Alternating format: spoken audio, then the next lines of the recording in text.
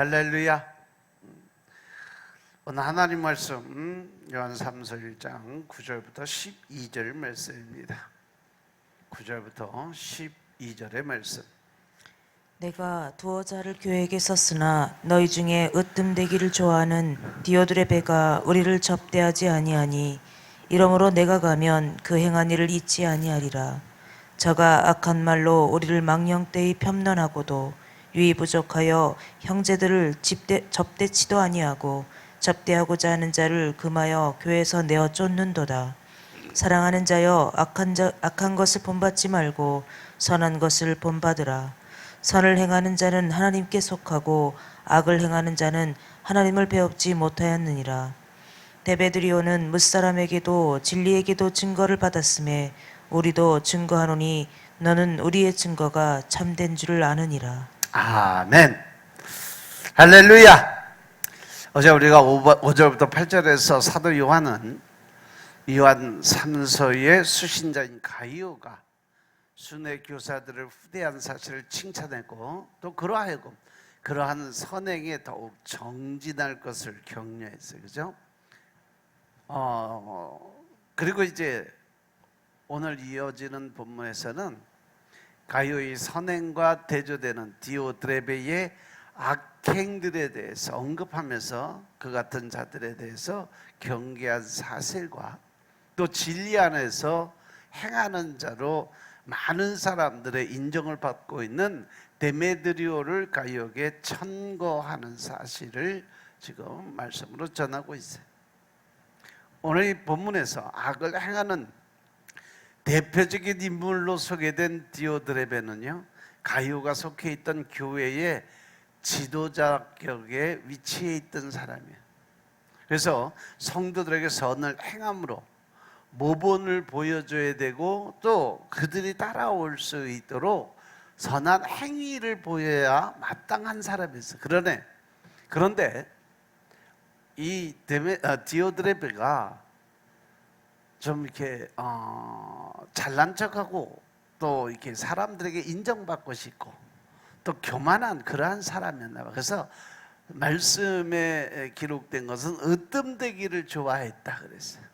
으뜸되기를 좋아했던 그가 순회 교사들의 방문 때문에 교회 지도자로서의 자기 권위가 떨어질까 봐, 그리고 자신의 어떤 기득권을 잃어버릴까 봐 염려하였던 나머지 순회 교사들을 영접하지 아니하고 터무니없는 말로 그들을 깎아내리는 것은 물론이고, 자신의 지시를 무시하고 이 전도자들을 영접하고자 하는 성도들을 교회의 권위에 도전한다는 빌미로 인해서 교회에서 내쫓아버리는, 도저히 교회 지도자로서, 목사로서, 또 영적 리더자로서 있을 수 없는 악행을 저질렀던 그러한 사람이에요.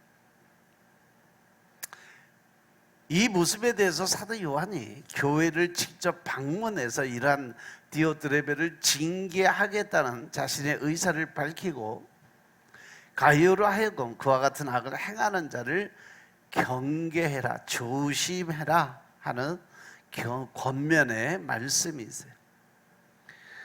또 이 사도 요한이 데메드리오를 가이오에게 천거하는 구체적인 이유에 대해서는 분명히는 알 수는 없어요. 왜냐하면 데메드리오에 대해서 이렇게 기록이 많이 나와 있지가 않아요.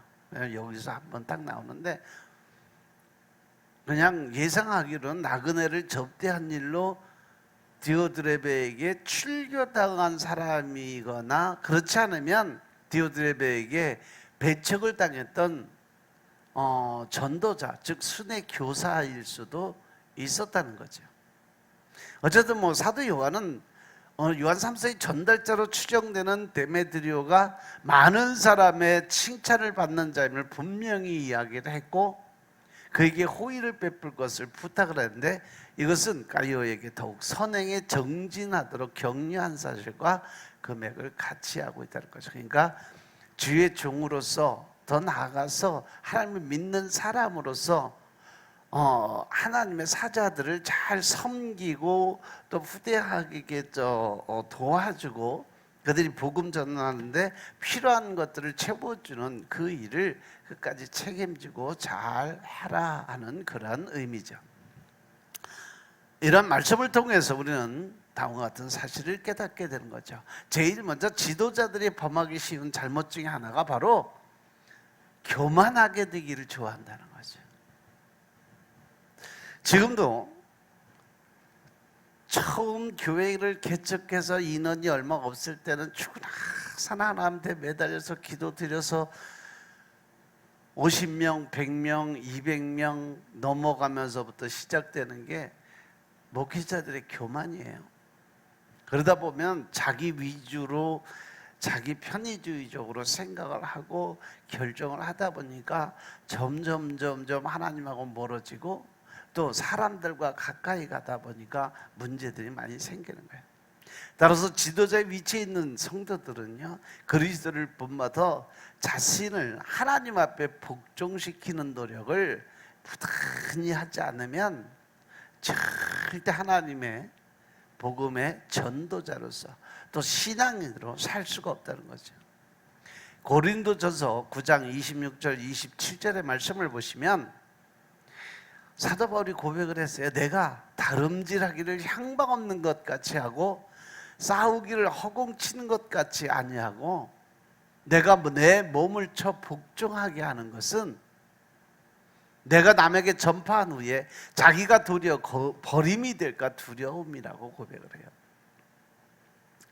내가 열심히 하나님의 사역을 하고 복음을 전하고 더 나아가서 하나님의 뜻을 세상에 나타나고 살아가는 것, 예수 그리스도를 증거하는 이 모습이 방향 없이 그냥 막 가는 것 같고 또 많은 이 역사학자나 철학자들과 이렇게 같이 대면해서 대화를 하고 싸워가서 하나님을 증거하는 이 모든 것이 그냥 하는 게 아니다. 나는 오직 하나님의 말씀에 중심에서 틀을 벗어나지 않고 내가 끝까지 하늘나라 천국 백성이 되기 위해서 열심히 노력하는 거라고 얘기를 해요.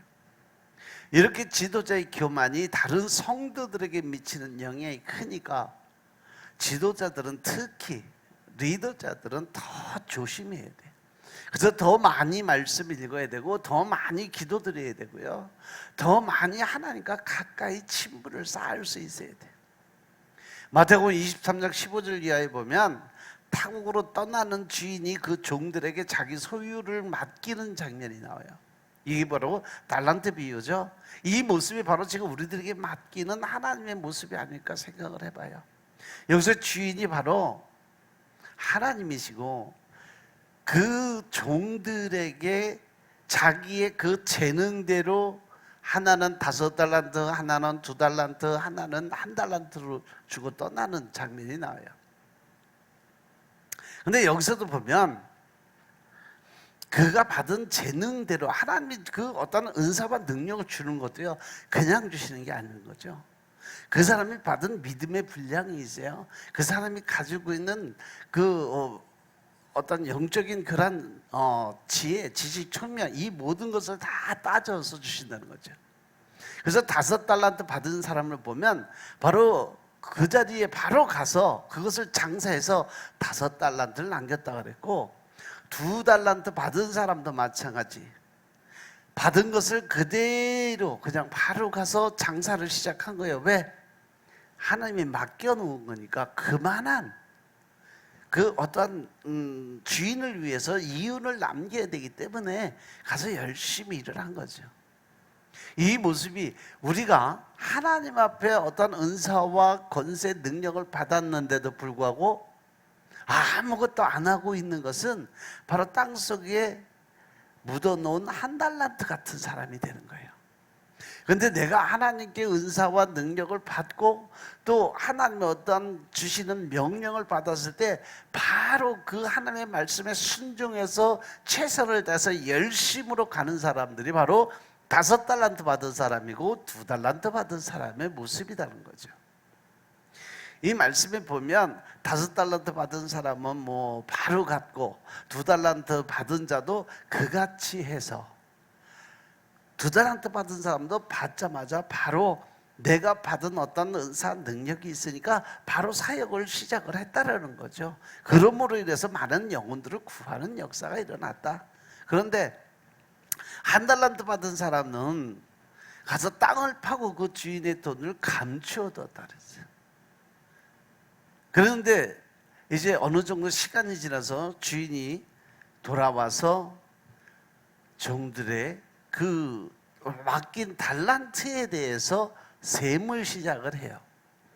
그래서 5달란트 받은 자가 5달란트 더 가져와서 이제 내게 5달란트 주셨으니까 내가 이렇게 또 장사 열심히 해서 5달란트 남겼습니다. 그리고 10달란트를 갖다 드렸어요.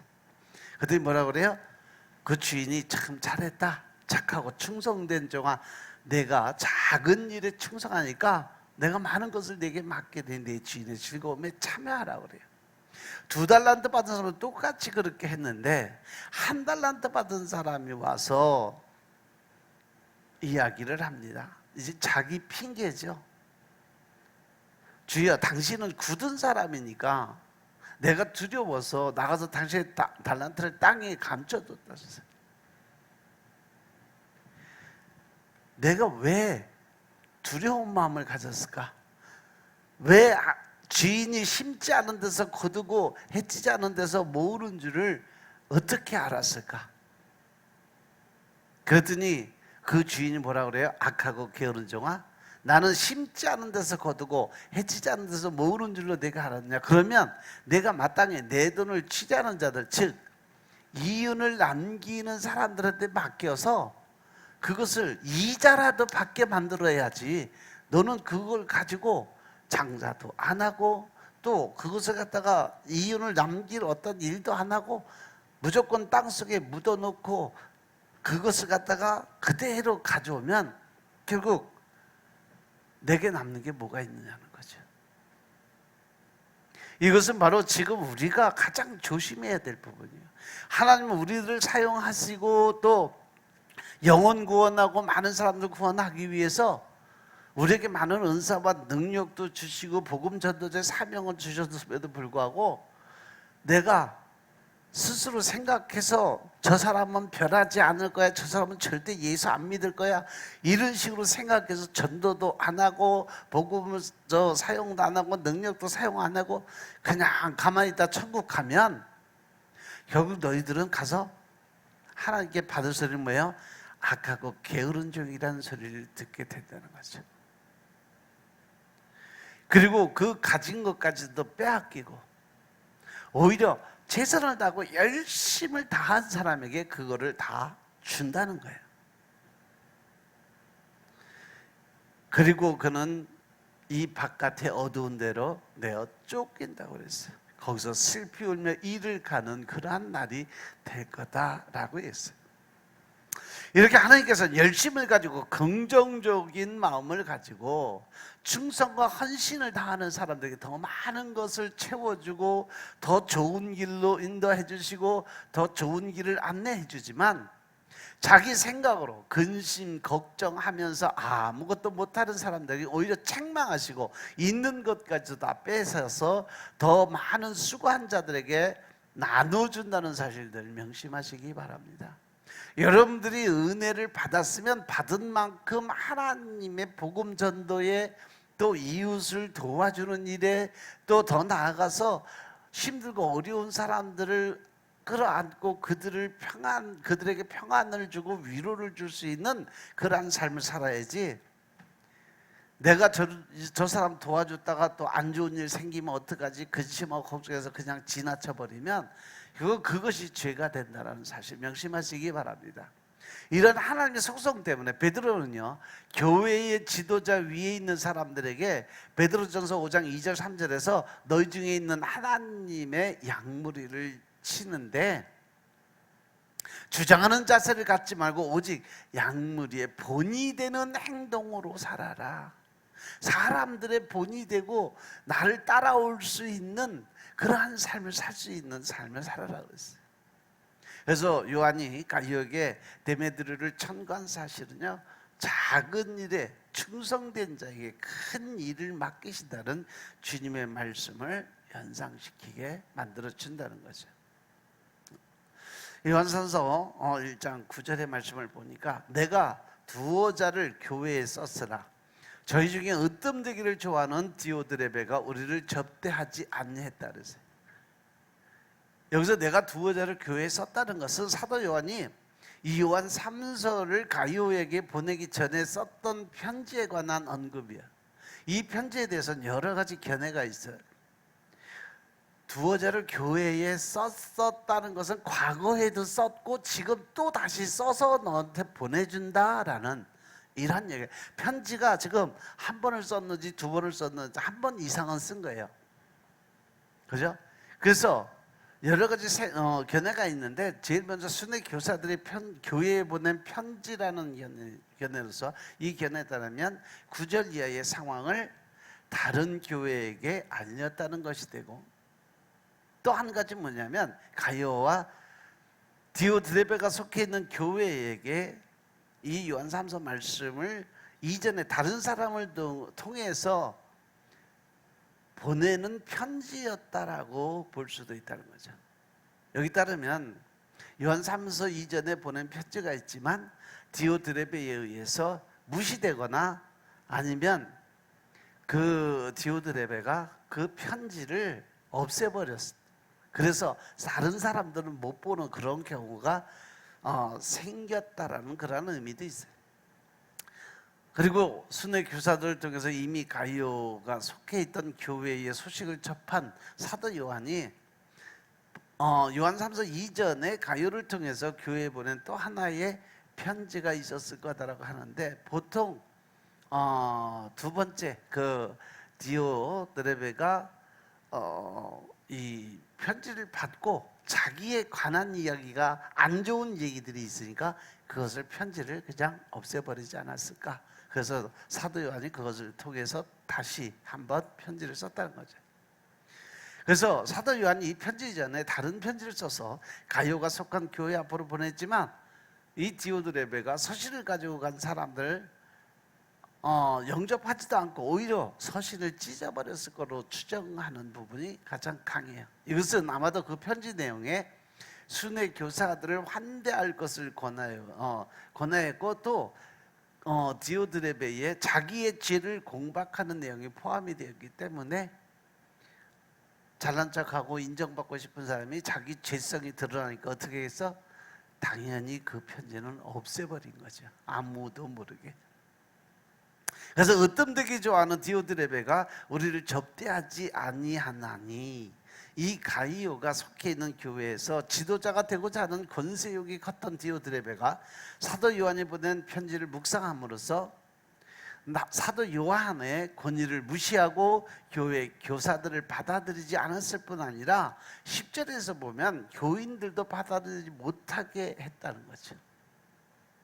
전도자들, 복음 전도자들, 사도들을 교회에 오면 자기 어떤 근위나 자기 어떤 명예가 실추될 것 같으니까 그 사람들이 더 하나님의 그 복음을 잘 전할 것 같으니까 아예 그 사람들이 교회에 들어오지도 못하게 하고, 만약에 그 사람을 도와주는 사람이 있으면 내쫓아버리는 그런 경우예요. 그러니까 이 교만과 자만이 들어오면 많은 사람들이 흔히 범하기 쉬운 잘못, 그래서 이 지도자급에 들어가 있는 사람들은 이것을 주의하지 않으면 절대 안 된다는 거죠. 이 모습이 요즘 시대에 보면 바로 담임 목사가 부교역자들이 좀 잘하고 또 성도들하고 친하고 많은 사람들이 따르면 그 교역자 쫓아버리잖아요. 가라고 그래요. 아주 두 말도 안 하고 그냥 가라고 그래. 이 모습이 바로 이 똑같은 그 모습이에요. 10절에 보니까 그놈으로 이름으로 내가 가면 그 행한 일을 잊지 아니하리라. 사도 요한이 벼르고 있어요. 내가 가서 그를 아주 헛구멍을 내고 정죄할 거다. 저가 악한 말로 우리를 망령되이 편론하고도 유의부족하여 형제들을 접대치 않냐고 접대하고자 하는 자를 금하여 교회에서 내어 쫓는다 그랬어요. 결국 내가 그 행한 일이 있지 않다는 것은 이 말씀 편지를 보냈지만 순종치 아니하는 디오드레베를 사도 요한은 교회를 직접 방문해서 그의 잘못을 지적하고자 작정을 했다는 것이에요.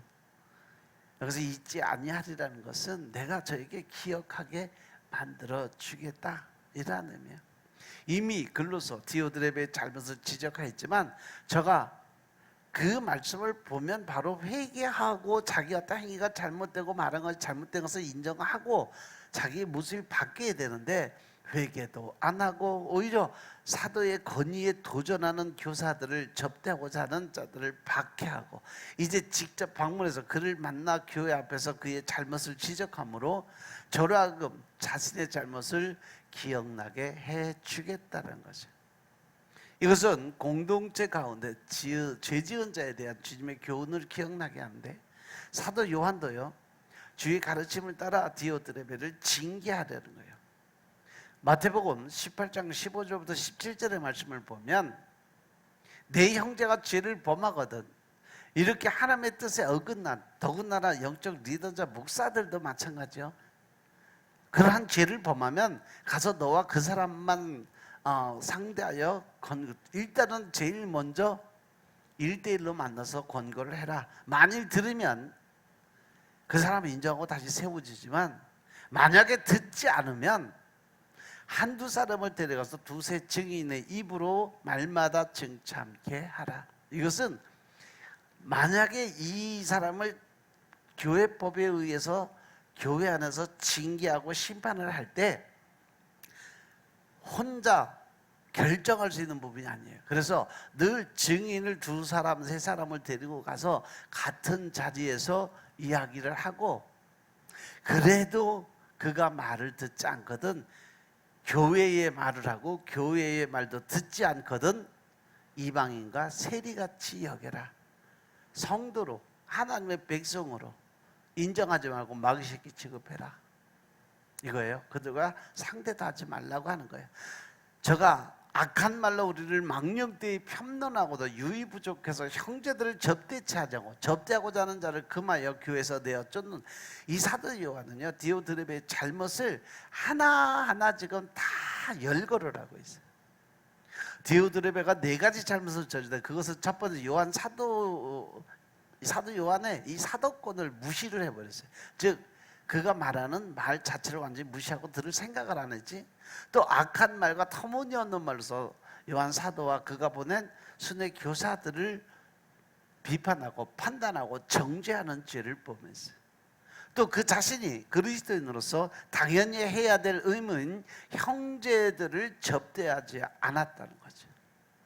주의 종들을 섬기지 않았다는 거죠. 그것도 부족하다고 생각해서 그러한 의무를 행하고자 하는 그리스도인들을 교회에서 내쫓아버리는 죄를 범했다는 거죠.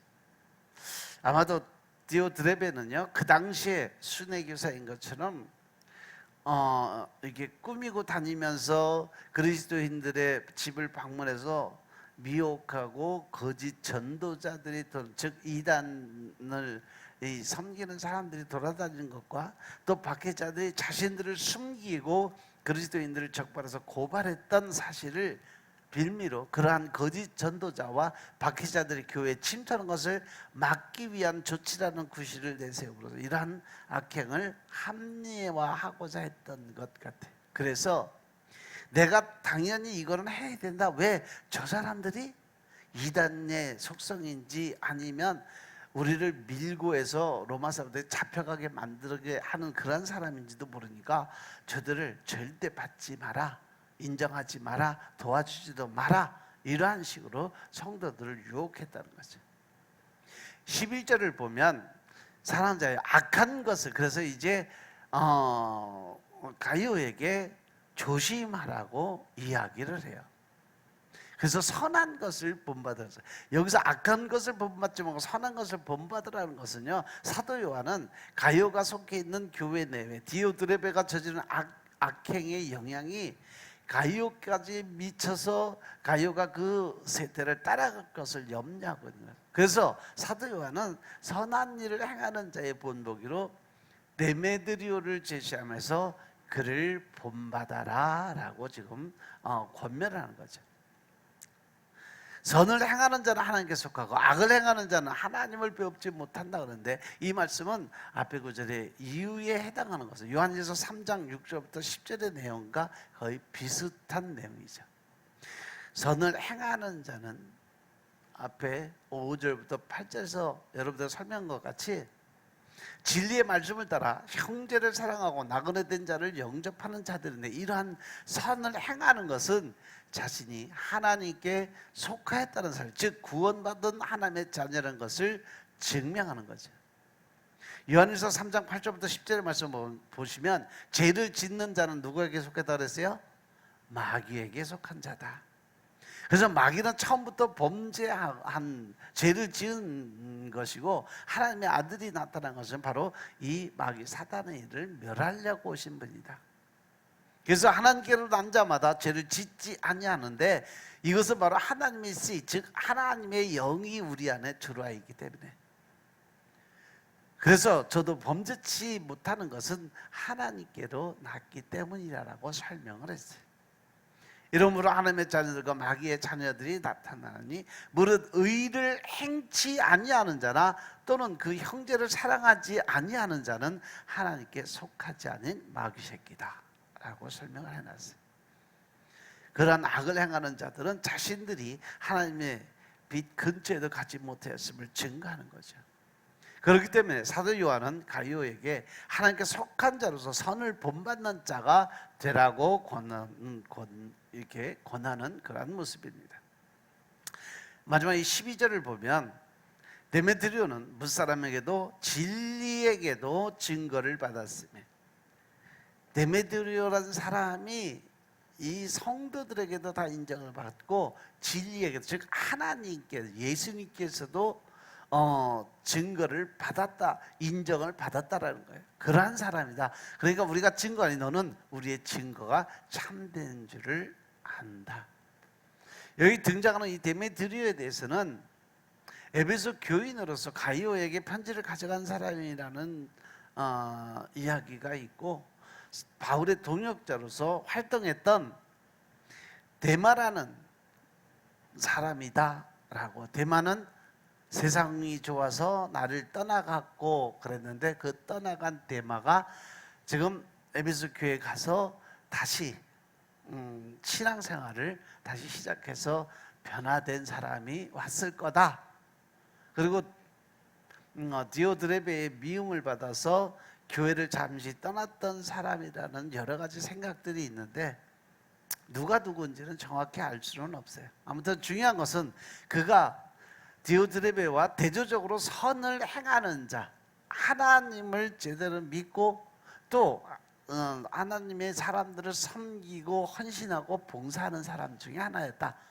사도 요한은 이러한 데메드리오를 가이오에게 소개하면서 많은 사람의 증거와 데메드리오의 신앙에 대한 증거와 그와 그가 속해 있던 교회의 증거라는 삼중적인 증거를 제시하면서 데메드리오의 선행에 대한 자신의 증거가 사실인 것을 증거해주고, 그리고 그를 신앙의 모델로 삼아서 그를 섬기고 따를 수 있는 삶을 살아라 라고 한 것이 바로 이 9절부터 12절의 말씀의 내용이에요. 오늘도 말씀의 본질은 뭐냐면 바로 섬김을 갖고 하나님의 뜻대로 살아가는데, 그 뒤에 앞에 8절부터 5절부터 8절까지는 우리가 하나님을 믿는 방법론에 대해 설명을 했고, 또 9절부터 12절에서는요 그 하나님을 믿고 따르는 섬김의 자리에 들어가기 위해서 조심해야 될 부분, 그건 자만과 교만이고, 또 이단의 그 무리에 빠지지 않도록 조심하는, 그래서 낮은 자의 모습으로, 겸손한 자의 모습으로 하나님의 이름을 높일 수 있는 그 자리에 서라. 이것이 바로 오늘 말씀의 요점입니다. 기도드리겠습니다. 아버지 하나님 감사드립니다. 오늘도 아버지의 은혜 가운데 우리가 살아갈 수 있도록 도와주시고 주의 권세와 능력 안에서 우리가 더 큰 능력에 쓰임을 받게 하시니 감사합니다. 이제 우리가 신령과 진정으로 주님을 찾고 찾는 시간 되게 하시고 믿음 안에서 하나님의 영권, 인권, 무골의 권세가 회복될 수 있도록 도와주시고 좀 더 온유와 겸손으로 무장돼서 낮은 자의 모습으로 예수님처럼 살아가는 하루가 되게 축복하옵소서. 모든 말씀으로 주 예수 그리스도의 이름으로 감사드리며 기도드려 싸움나이다. 아멘.